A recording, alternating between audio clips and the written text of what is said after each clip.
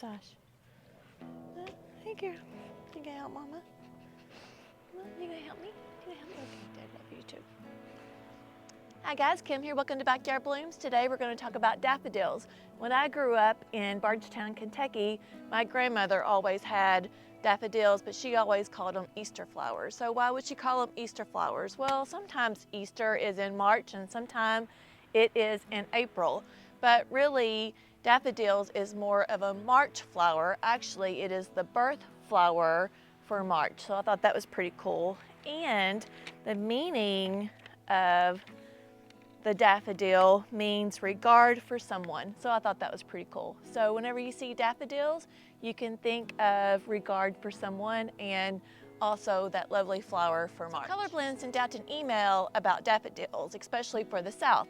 And I thought it was pretty interesting because I am a Zone 8 here in Charlotte, North Carolina.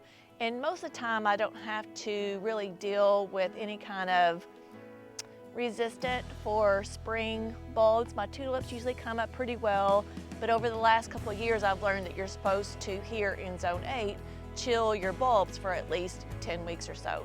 Well, daffodils, they're not required to chill for 10 weeks before planting. So this is the middle of December right now, and when I learned about these daffodils through an email from Color Blends, I thought it was pretty interesting and I thought I'd give it a try. But the daffodils that I particularly got for myself for this Zone 8 is more for the South. So I'm sorry it's not for Zones 3 through 6. But for you people that are in the South and you want to try some daffodils, this specific variety should be great for you, and I will let you know how they do over the years as far as naturalizing and coming back each year after year. So let me open the box here while I'm talking. So of course, I bought these bulbs from Color Blends, and I bought 250 bulbs, and they come in this awesome crate. Can you see this crate? Like, you can use this crate for anything to keep. I can't believe that they send it out in such a great crate. And I got like an awesome little tulip bag. Comes with awesome instructions if you do not know anything about your spring bulbs. Great directions. And then it tells me what I have, and of course what I bought was called Scilly Daffs. And it's actually spelled silly, like S-I-L-L-Y, but it's spelled S-C-I-L-L-I. And actually this variety is named after a small island off the tip of southwestern England, and that's where these varieties came from. They're actually an heirloom, and there's 10 different varieties, and I'm going to throw, of course, the pictures of what Color Blend sent out that they're supposed to look like when they bloom in March for me. But they're an heirloom, and it dates back to the 18th century. I thought that was pretty cool. And when I read the directions, oh, they're already starting to, my gosh. Like, am I in for my work today? I didn't realize it was such a big bag. Tulips, well, 250 tulips is a lot of bulbs too, I guess. So anyways, I'm gonna open the bag here, and they're already a little bit, can you see that? But this is what the daffodil spring bulbs look like, and it's already setting out a shoot right here, and this part is the roots. So when we plant this bulb, you want the pointy part up this way, and the roots down in the ground. And when I read the instructions for how to plant these, so if my bulb is, say, 2 inches long right here, then I'm going to plant this twice as long as it is. So if it's 2 inches long, I'm going to plant it 4 inches down into the ground. So I should have this very tip should be at least 2 inches down in the ground. So this is probably as long as this is. So this will probably just be at the very tip top of my soil when I plant these. They actually say the bigger the bulb, the better off that you are. So buy bulbs that are big. You'll have a bigger flower. But this particular variety will have several flowers on one stem, so I like that. And it's 10 different varieties, so lots of colors. Some are double petaled flowers and some are single. So how exciting would that be? Pretty excited about all that. And another thing that was great about this one is that it had a powerful sweet scent. So who doesn't like anything that smells? So I can cut these and bring my bouquet into the house and have a great smell in the house from that. They're ideal for cutting. And this particular variety that I bought that's for the South is 7A to 8B only. Now I am going to tell you some other different varieties that they do recommend for the South as well. That is a zone 3A to 8B also. But this variety only 7A to 8B. So just remember that. So I of course bought the Scilly Daffs, and that's what I bought here that are in my crate. And another great brand that is good for the South is called Angel's Breath, and I'll show a picture of each one after. So Angel's Breath, and then I'll show a picture. And then the next variety that is great for the South is Carlton, and it is a really good blend for multipliers. So multiplier means it will naturalize well. So years after years, these will produce more bulbs, and then it will like grow and grow and grow and have a little bit more of, I guess you say it's a more bang for your buck because it's going to produce more bulbs. And more bulbs means more flowers. Yay! And then another variety that was good for the South was called Moval, M-O-V-A-L. And these flowers were yellow and orange. And this particular variety was great for making large clumps. So if that's what you're after, this was a great variety for that. And the Moval is also 3A to 8B. The only ones that were just for my zone were the Scilly ones, the Scilly Daffs that I bought. So also daffodils are considered a hardy perennial. They do come back year after year and they do naturalize. And deer do not like them like they do tulips. They can be toxic to pets, that's what I was looking for. So don't let your pets munch on these. It didn't say that they were all toxic, it just says that they can be. You can also force these bulbs inside to bring some cheer inside, so I think I'm going to save some for a container for that as well. So towards the end of this video, stay tuned and we'll be planting up a container as well. And these can be planted in your zone as long as it's 2 to 4 weeks before the ground freezes. So my ground never freezes, so I really don't have to worry about that. So I guess I could plant these at any time through the year. Now, am I gonna have I could probably plant these in February if I wanted to. They may have more bigger sprouts than this by February.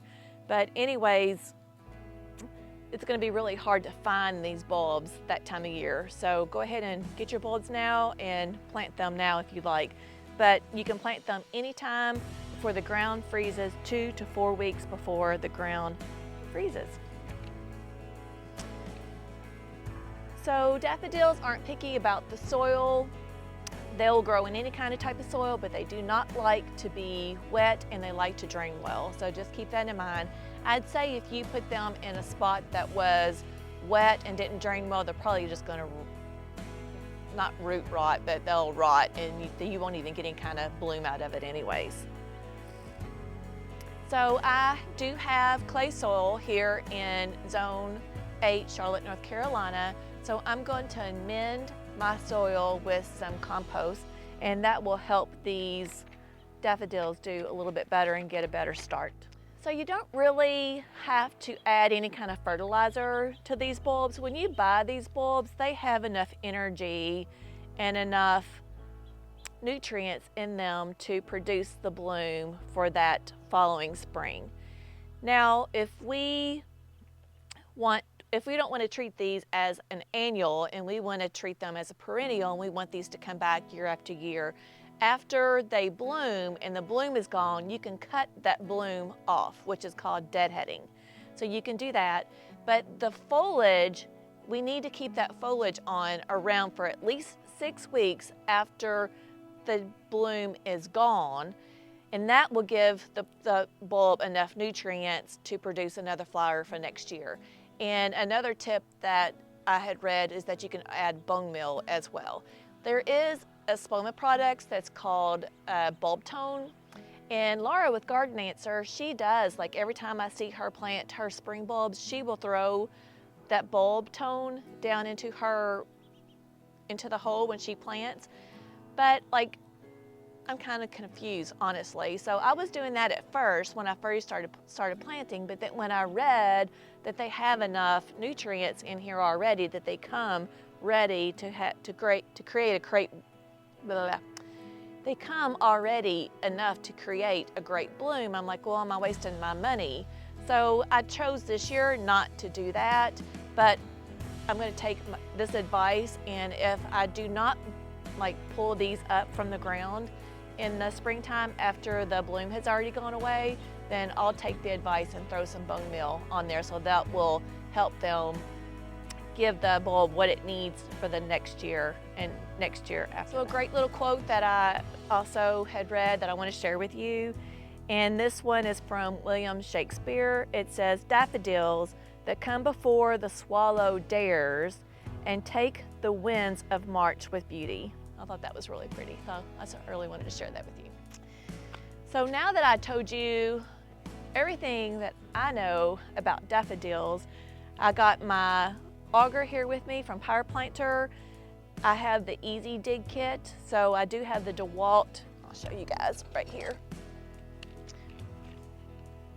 So I have the Easy Dig kit. So this is the DeWalt drill that it comes with, and this drill is way more powerful than the current drill that I was using, so I do think that it's worth the money. I do like it.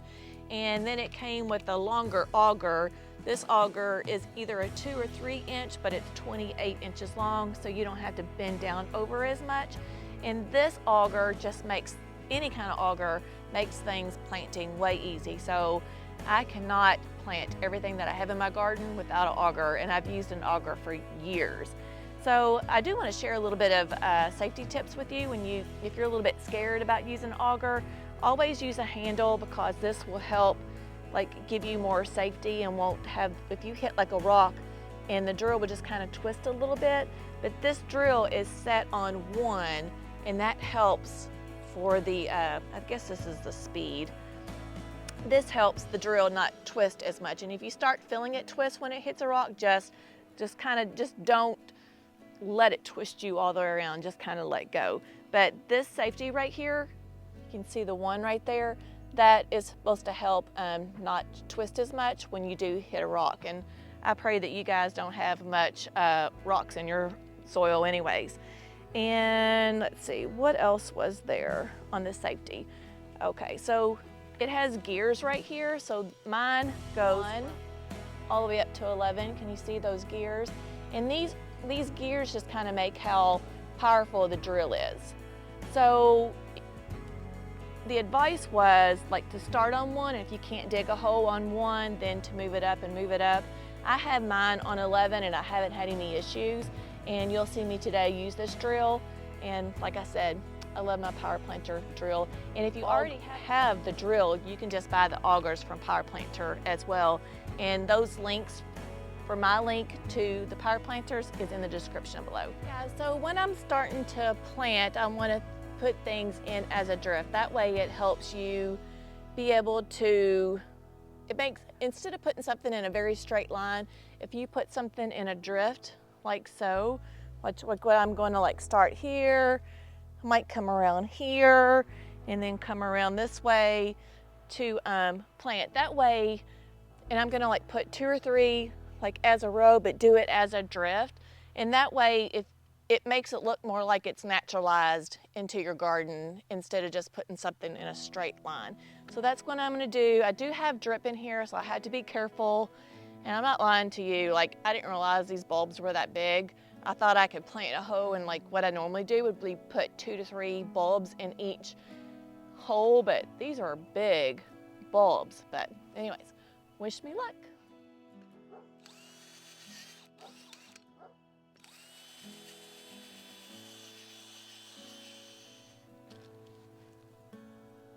So if you've never seen what a grub looks like, that is what a grub looks like. And I have put grub killer on my flower gardens before, but anyways, they say the birds love these. I guess I could throw it in the bird feeder there. Maybe they'll eat them. But, it just grosses me out, honestly.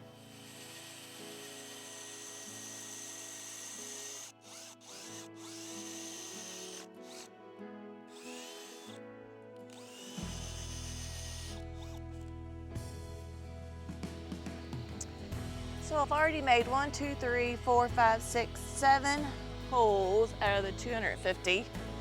And I just got some compost. This is the land and sea compost that I had around a different type of flower. And I'm just going to throw this in each little hole here, like so. And that's gonna help the flowers have drainage. This is my bulb. This is where the roots are gonna go down, the pointy part up. And I want this where it's just barely,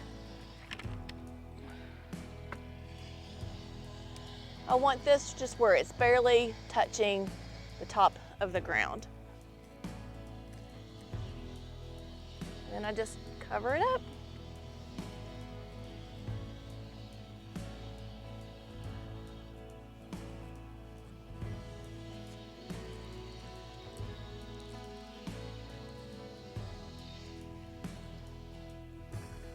And of course, when I throw my mulch back on it too, it's going to add a little bit more depth to it as well.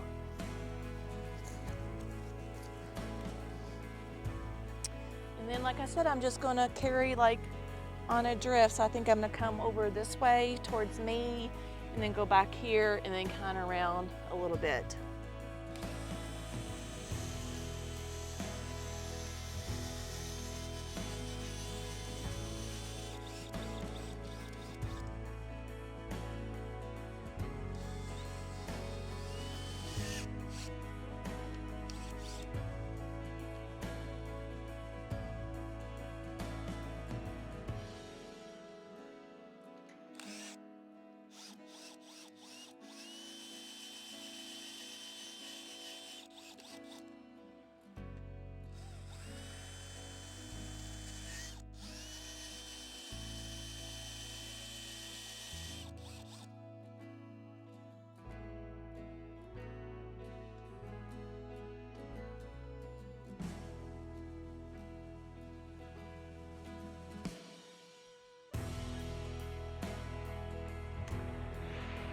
Okay, so that was more than I bargained for because I didn't realize daffodil bulbs were a lot bigger than tulips. But anyways, so I only had, show you this. I only had one dud. You can tell that this is like moldy and it's squishy. So you don't want to waste your time planting these. So this is like molded and not good. So anyways, don't waste your time, but out of 250 bulbs, that's all I had was one that was like this. So I'd say that's pretty good. And if you do open your bag and you see that they're like this, just ask for a return. I almost believe that any place will return anything as long as you can take a picture and prove that they look like this. So I'm gonna turn the camera around and I'm gonna show you where I planted most of my daffodils. So you can see this is just the shavings from some of the daffodils that I emptied in the end of the bucket there. But like I said, I try to do it in drifts, and I don't know if you could see like the interruption of the mulch, but I've got a drift going all the way down that way. And then I have a drift coming around here. And then I have a drift going back there, coming all the way around to up in here. And this is my cottage garden. Like I said in a previous video, I have hyacinths in there, so make sure you watch my previous bulb, spring bulb with the hyacinths, tulips. And then I have another drift going down that way. all the way towards that juniper down there. And another drift coming this way. So I ran into my drip line right in here, so at least I found that, and hopefully I didn't interrupt any of my drip, but once I turn it on next spring, I'll find out quickly, I guess, because it'll be a big wet mess in that area. But another drift here, and down on the end there, another drift down that way. So I don't know, I think I maybe planted at least, I'm gonna say at least 200 of them, and I've got about 50 more. So I'm gonna put some in a container up front, just like I put the hyacinths here. I'll put some of these violas on top, and I'll put some of this moss, but instead of the hyacinths, it's gonna be those daffodils. And then in the springtime, once they bloom, you can pull them up out of the container and replant them in the ground for the following year. But when we do that, we can put some bone meal on there at that time. So you can see hyacinths in there as well. And then you can see in the bucket here how many I have left. So I just want to show you the difference between healthy bulb, non-healthy bulb. Can you tell the difference there between those two? There's a big difference. Even though that's still blooming, I still don't want to take the chance. It may bloom, but it's not worth it to introduce disease into your garden. So now I need to find something to do with these. Hi guys, so now we're in the front of the house and we're going to plant some daffodils in these containers. I have 2 containers here that I'm going to plant up and one behind me. So when you're planting daffodils in containers, you just do it the exact same way. So I removed the top dirt and any type of plants that I had in here. I kept the existing soil because there's no need to refill that again. When I do my annuals in the summertime, I'll come back and refill the soil in the summertime. So let me just turn the camera around so I can show you these bulbs in the containers. So this is what the bulbs look like in the containers. Like I said, you want to plant them pointy side up, and these are the roots that are on the bottom. So I do have some soil in it, and then I'm going to top dress this with soil, and then I'm going to put a cute little dressing of moss on top. And I do have a couple of these violas that I'm just going to plant right in the middle as well, and I'll show you the finished product. And this is container number 2 with the mixture of the Scilly Daffs in there. I have a little bit of dichondrophilas that I kept, and then these are the violas that I took out previously, and I'm going to keep them and plant them on top as well. And this is the 3rd container that I'm going to plant up. So like I said, there's 10 different varieties in here. I really don't know which variety they are, so it'll be a good mixture. And then I have a little viola there that I'm going to plant on top as well. So I'm going to top dress that with soil and the moss, and then put those violas in there, and I'll show you the finished product.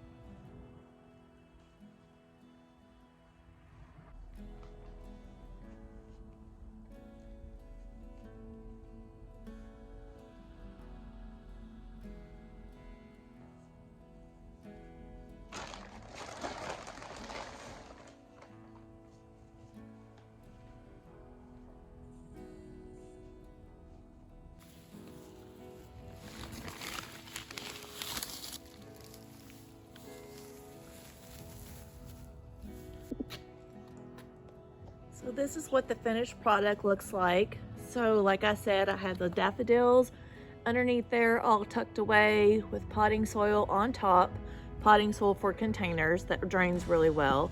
And then I have a yellow viola right on top. You can see that I did put my drip back in place.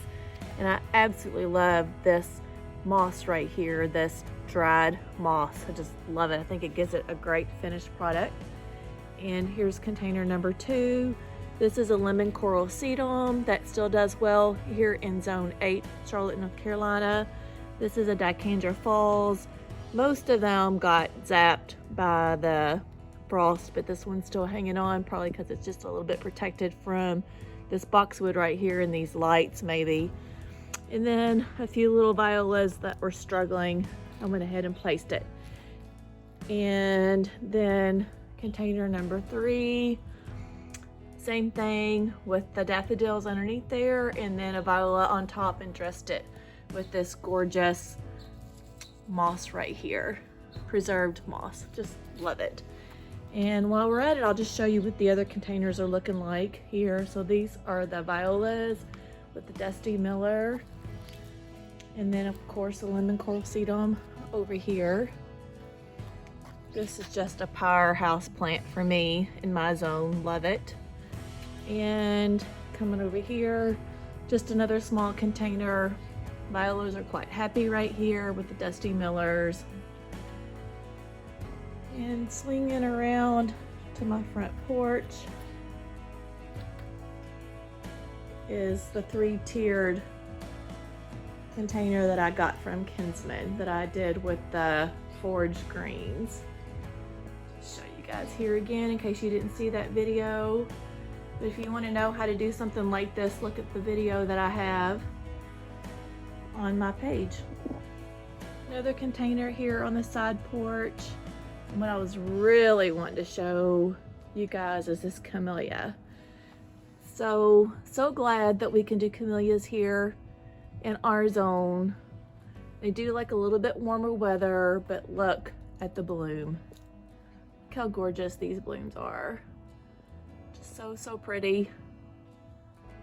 This one's a dwarf camellia that doesn't get much taller than 2 to 3 feet tall. And it's been in this container for almost 3 years. Quite happy there. I do want to remind you guys why I had to go ahead and water this camellia just a little bit earlier when I was watering in those violas. Even though we had a good amount of rain here in the last several weeks, those containers, the soil in there was still quite dry. So even though it is winter time and you still get some rain, don't forget to at least water these containers at least once a week. And I put like a whole 2 gallons of water on this because it's a big container and it will hold a lot of moisture in there as well. So even though it's winter time and you're not really thinking about watering, make sure you water your containers.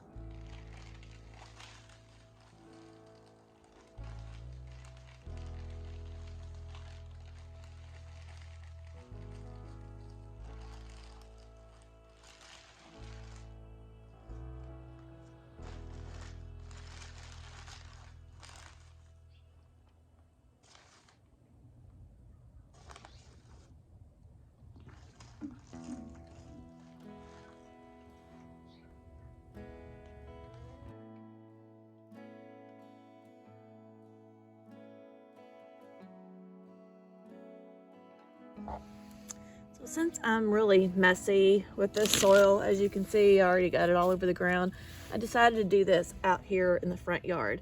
So this is a container that's going to stay inside. It does not have drainage hose, so I had to be careful not to overwater this. But I'm going to force these daffodils to bloom inside so we can bring some sweet happiness inside and some nice smell as well. So anyways, this is a container. I put some soil in there, as you can see, and then I watered it down really well. If I had like a better station, I could like wet the soil down before I put it in here, but I don't have that. So I'm just kind of pushing all this soil down into all the little crevices here, like so. And then I'm gonna Give it a little bit of water here to weten that soil. Like I said, I don't want to overwater it because I don't have any kind of drainage hose there. I think that's good enough. Of course, when I get in, I might have to clean my container off a little bit better. And so this was the soil that I used. And this is just what I had on hand, is this natural organic potting mix with fertilizer. And it said somewhere that it's good for indoor and outdoor. But that's what I have on hand, so that's what I used for this container right there. And I probably have maybe 10 bulbs in here or so. And then this was the, it's stuck. This was the moss that I told you that I really like. This is just preserved moss. And of course I'm trying to do this with just one hand, but I'm gonna break this moss up and then put it on top and then bring it inside and see if we can force these bulbs to bloom.